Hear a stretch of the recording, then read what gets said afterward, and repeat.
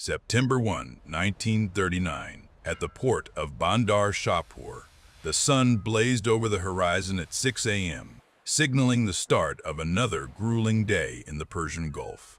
For the sailors of the Iranian Imperial Navy and the merchant mariners navigating the Shatt al-Arab, the news of Germany's invasion of Poland arrived as a distant, muffled echo from a world away. Yet, in the humid, salt-thick air of the southern coast, there was an unspoken understanding that neutrality was a fragile shield. Iran, under the rule of Reza Shah Pahlavi, had declared its intent to remain uninvolved in the European conflagration, but the geography of the nation told a different story. The Persian Gulf was not merely a body of water, it was the jugular vein of global energy and the most critical crossroads of the Eastern Hemisphere.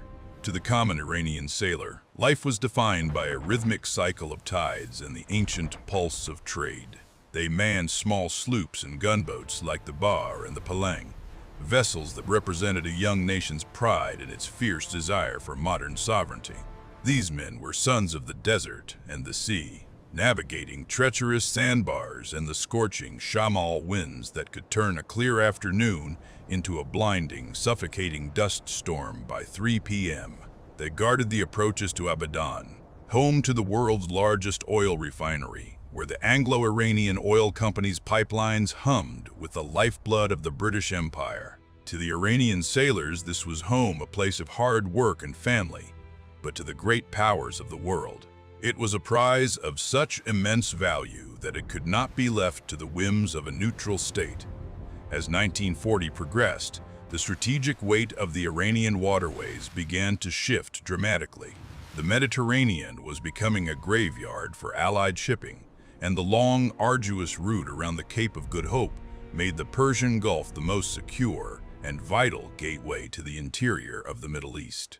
The Iranian sailors watched from their watchtowers and decks as the silhouettes of foreign tankers and cargo ships grew more frequent with every passing month.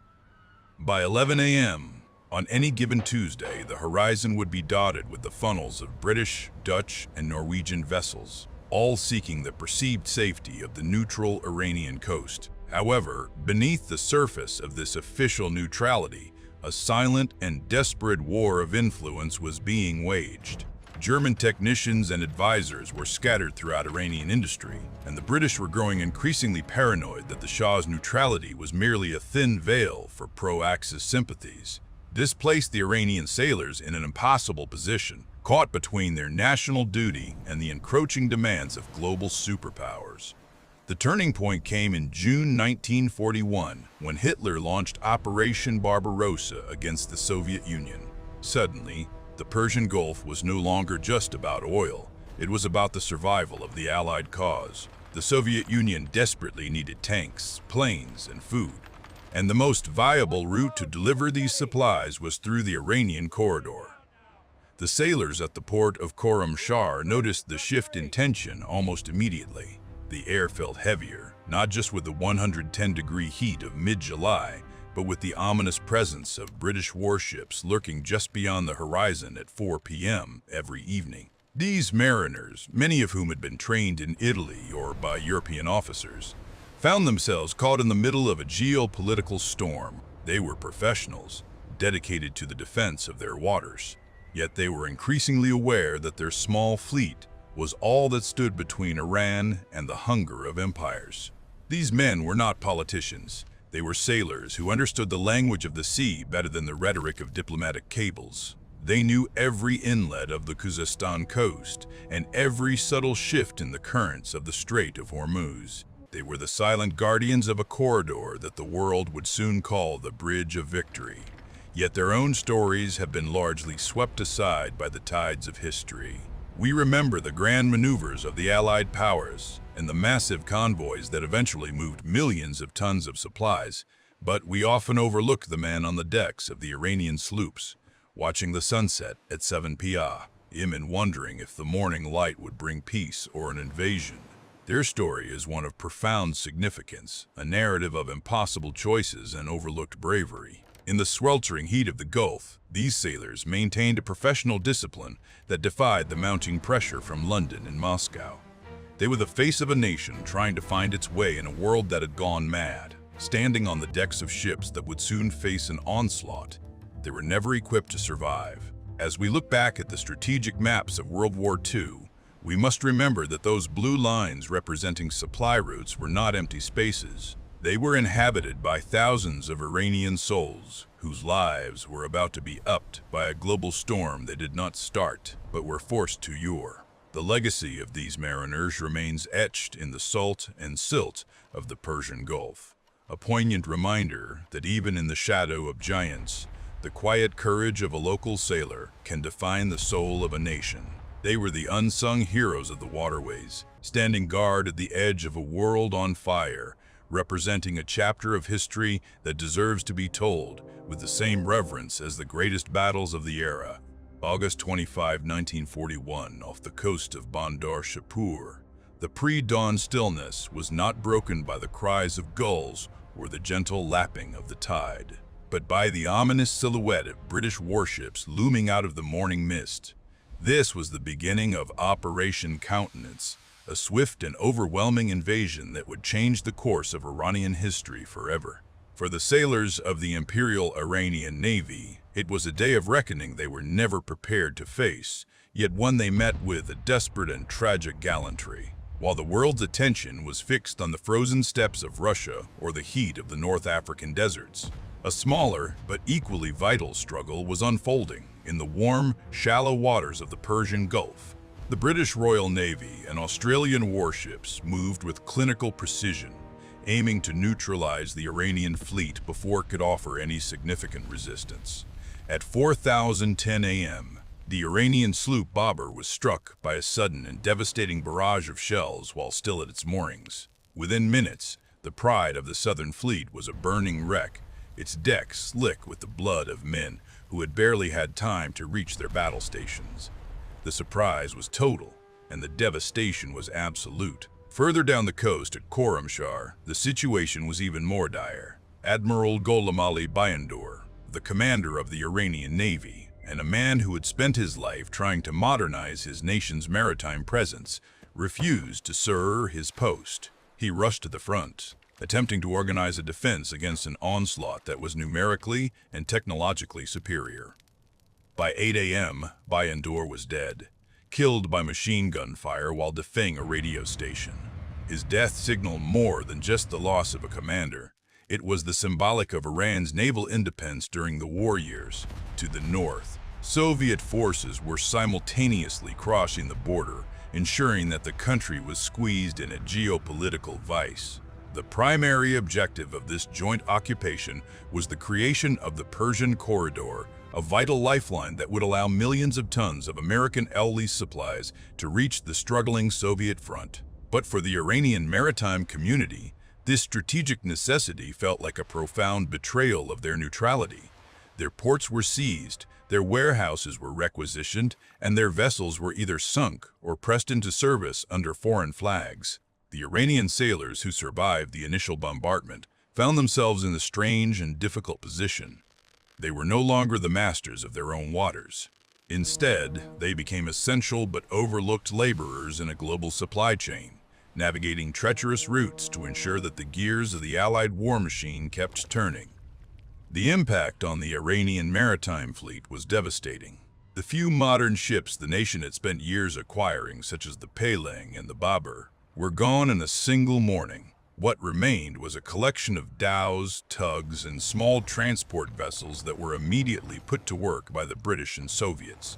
These civilian mariners were forced to adapt to a reality where their home waters were now a crowded highway for foreign tanks, aircraft, and fuel. The Persian Gulf became a focal point of the global struggle, and the Iranian sailor, often overlooked in the grand narratives of the war, was the one who knew these waters best. They guided the massive Allied convoys through shifting sands and treacherous currents, often under the constant threat of German U-boats that had begun to prowl the Arabian Sea.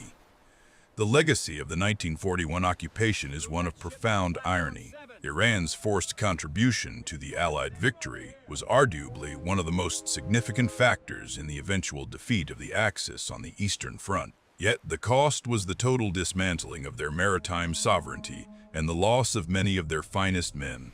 The sailors who died at Khorramshahr and those who labored in the shadow of the occupation are reminders of the fragile nature of independence in an era of total war. Their story is a testament to the fact that neutrality is often a luxury. The powerful do not afford the weak. As we look back on the rusting hulks that still sit beneath the silt of the Shatt el-Arab, we see more than just the remnants of a forgotten fleet. We see the echoes of a generation that stood its ground when the world was being torn apart. Their bravery was not found in grand conquests, but in the quiet, steadfast refusal to abandon their posts as the storm broke over them. The Iranian mariner did not just navigate the Gulf, they navigated the very soul of a nation caught between the impossible demands of empires. Their sacrifice serves as a haunting reminder that the tide of history often sweeps away those who merely wish to live in peace on their own shores, leaving behind only the salt of their tears and the yearning spirit of the sea. August 25, 1941. On the sweltering docks of Bandar Shahpur, the world as the Iranian mariner knew it ceased to exist. As the smoke from the brief but violent Anglo-Soviet invasion drifted over the turquoise waters of the Persian Gulf, a new and relentless era began. The sovereign neutrality of Iran had been shattered, replaced by the desperate logistical needs of a world at war.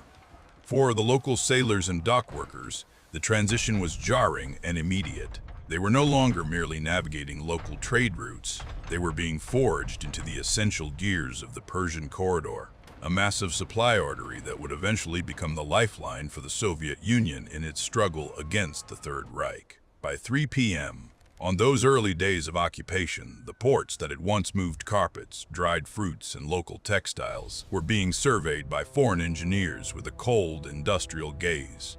The British and later the Americans realized that if the Red Army was to survive, the Persian Gulf had to become the most efficient funnel for war materiel on the planet. This transformation was not just a matter of moving ships.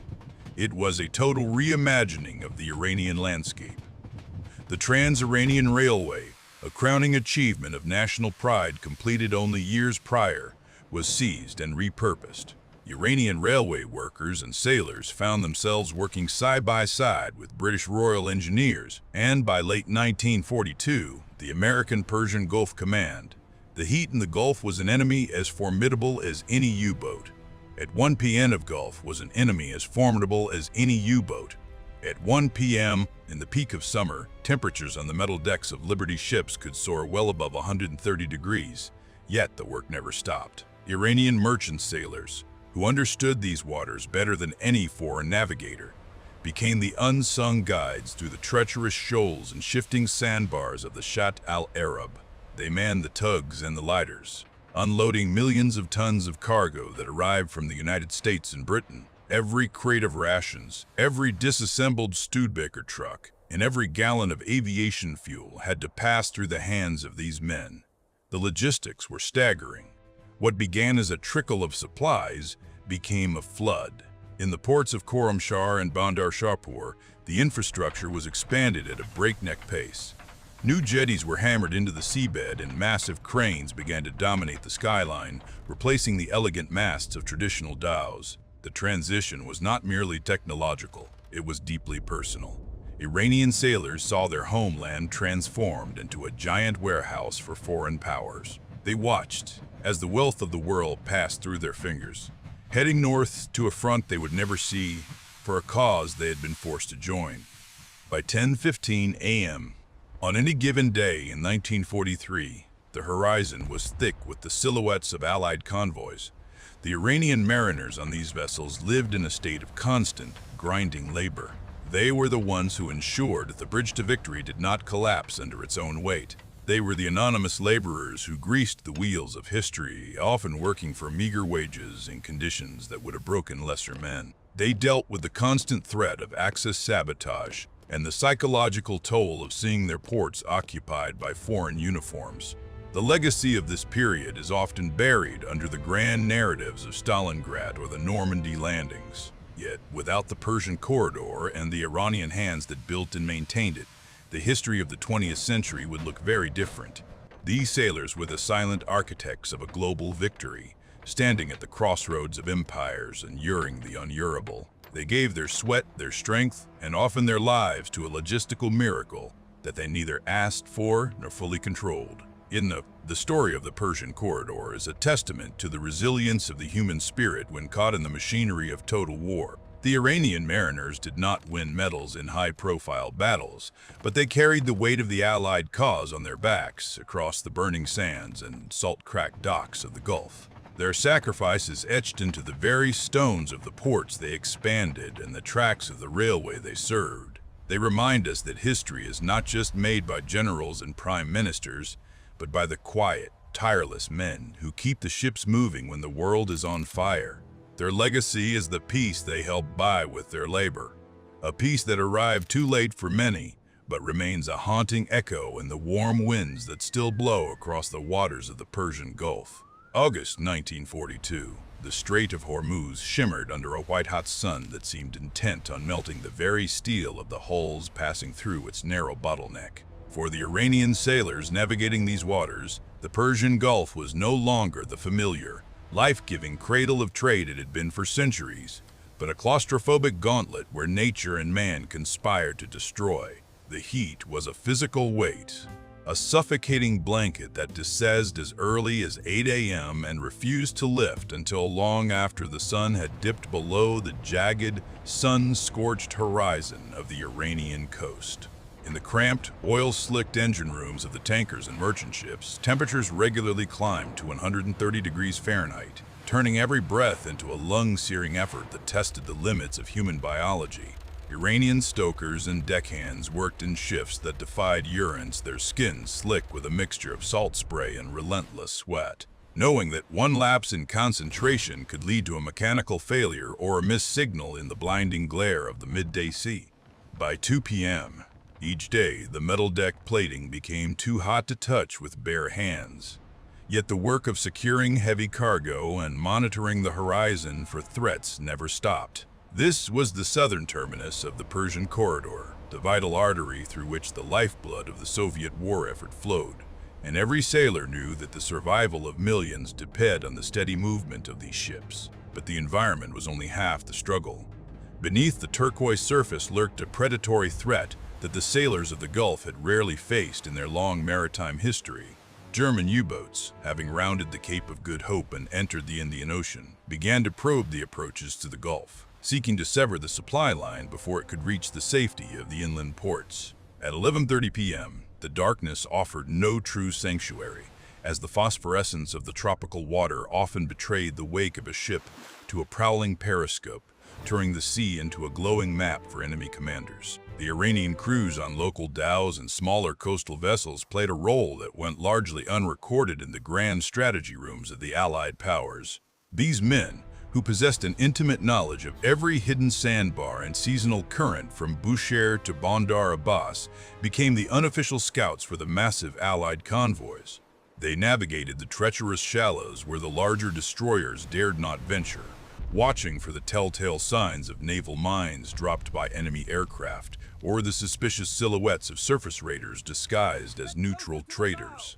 When a merchant ship was struck by a torpedo in the Gulf of Oman, it was often the Iranian sailors in their wooden-hulled crafts who arrived first at the scene of the disaster.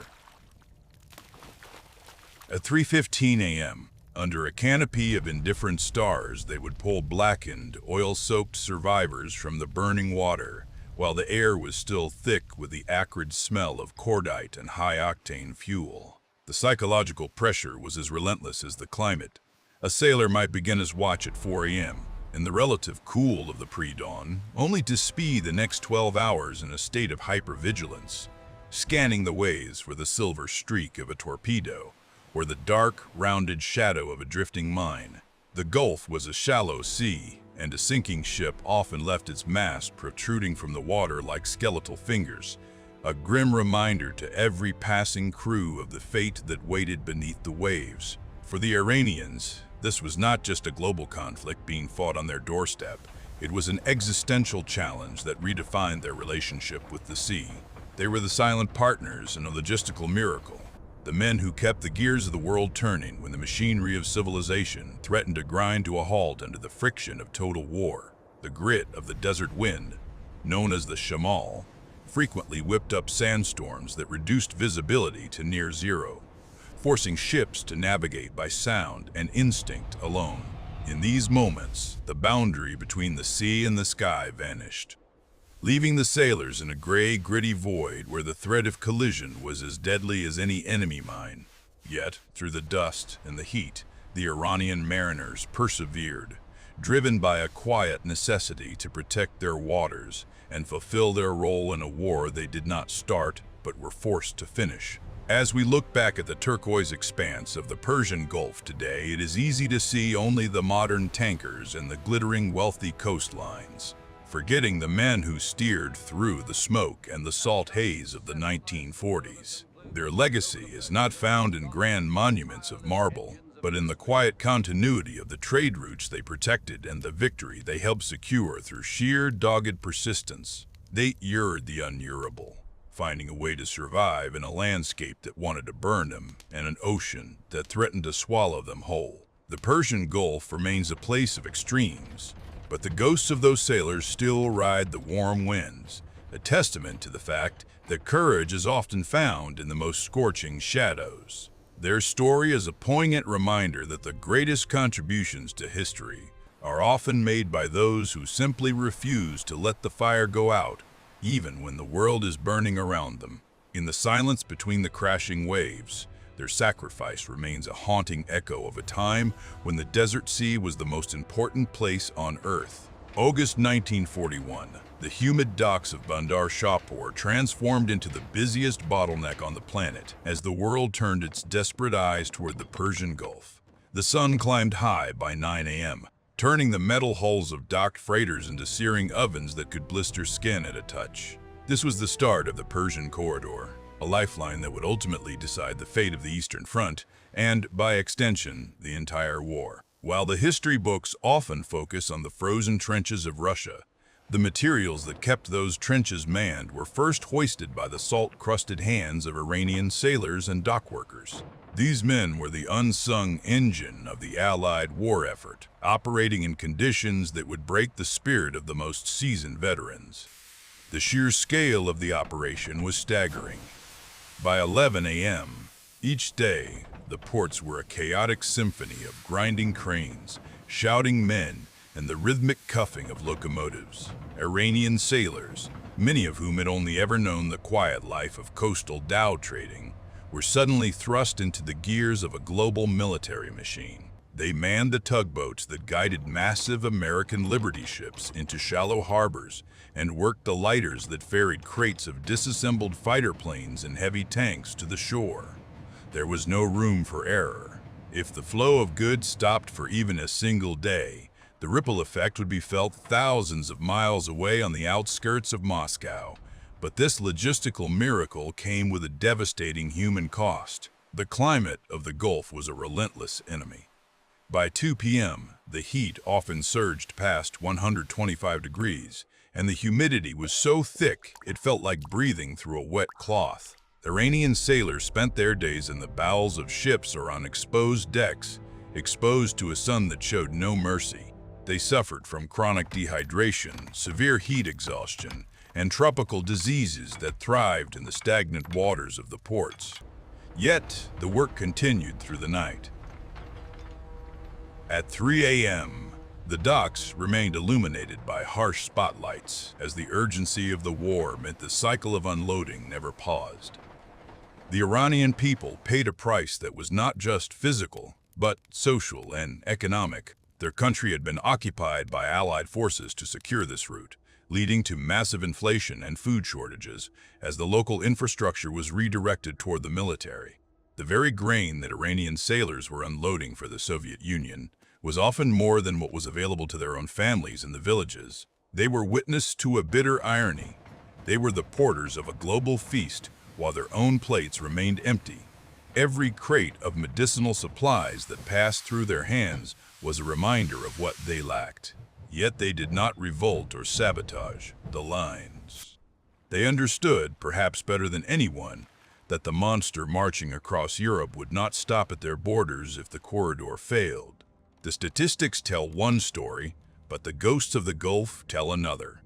Over 5 million tons of war material were moved to this narrow strip of land and water. This included nearly 200,000 trucks, thousands of aircraft, and enough food to feed an army for years. Without the Iranian sailors navigating the sandbars and the Iranian laborers operating the ports, the Soviet counteroffensive might never have gained the momentum needed to push back the tide of tyranny. They provided the muscle and the resilience that allowed the Allied planners to turn their maps into reality. As we look back at the victory of 1945, we must look beyond the generals and the politicians to the men who stood on the blistering decks in the middle of the Persian Gulf. Their legacy is etched into the very soil of the region and carried in the currents that still wash against the piers of Bandar Abbas and Khorramshahr. They were the bridge that spanned the gap between certain defeat and eventual triumph. They remind us that the cost of freedom is often paid in the most overlooked corners of the world by people whose names are rarely recorded, but whose efforts changed the destiny of mankind. Their sacrifice is a testament to the quiet power of endurance, a legacy of service that remains a poignant echo in the warm winds of the desert sea, reminding us that every hand that moves a crate or steers a ship in the name of a greater cause is a hand that shapes history itself. Their fire did not go out, and because of them, the world survived its darkest night. August 1945, along the sun-scorched docks of Bandar Shahpur, the rhythmic clatter of heavy machinery finally began to subside into a long-awaited silence. For nearly 4 years, the ports of Iran had known no rest, operating as the beating heart of a logistical miracle that the world would come to call the bridge to victory. As the sun dipped below the horizon at 7 p.m., casting long golden shadows over the hulls of emptied Liberty ships and weathered dhows, the Iranian sailors and dock workers stood in the quiet of a transformed world.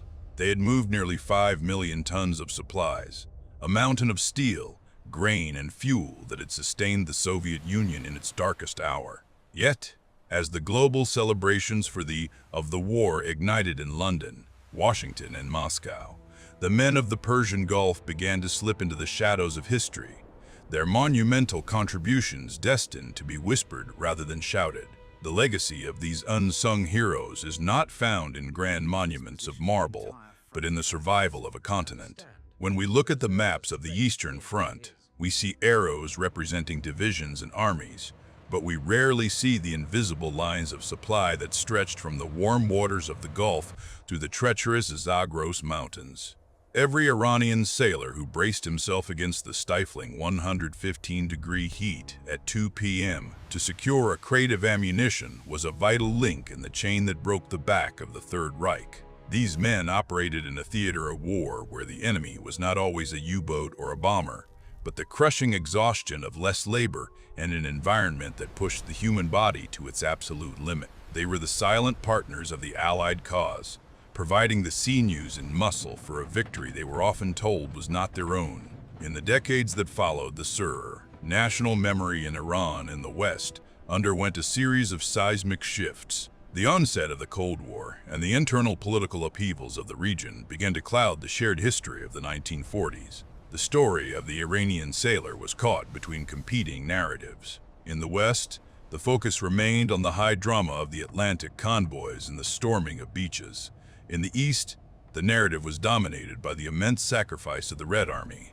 The Iranian contribution became a footnote, a logistical detail easily overlooked by historians preoccupied with the clash of titans. For the sailors themselves, there were no victory parades or medals sent from foreign capitals. They simply returned to the sea, to their families, and to the quiet life of the coast, carrying the weight of their service in their calloused hands and their private memories. Yet, to forget their role is to misunderstand how the war was actually won.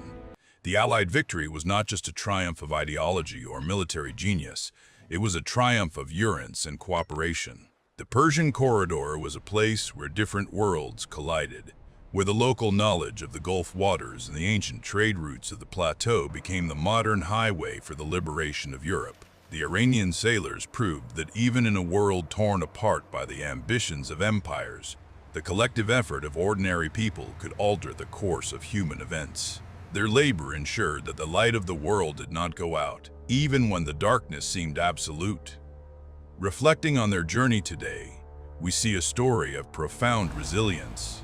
These were men who saw their sovereignty compromised and their resources redirected, yet they rose to the occasion with a quiet dignity that defines the best of the human spirit. They remind us that history is not just made by the leaders who sign treaties at 10 a.m. in gilded rooms, but by the workers who start their engines at 4 a.m. in the middle of a desert heat wave. Their legacy is the very ground we stand on, a world where the tides of tyranny were turned back by the steady, unrelenting work of those who expected no reward. As the desert wind continues to blow across the ruins of the old piers and the modern tankers now glide past the same headlands, the echo of the unsung remains. We owe it to the truth of our shared past to speak their names and to recognize that the bridge to victory was built on the shoulders of the Iranian people. Their sacrifice is a testament to the idea that no effort is too small and no person is too obscure to change the destiny of mankind. In the greatness of a nation and the success of a global cause are measured by the quiet courage of those who do what must be done without fanfare, simply because the world depends on them. They were the guardians of the Gulf, the masters of the corridor, and the silent architects of a free world. Their story is a reminder that the most powerful force in history is often the one we most easily forget.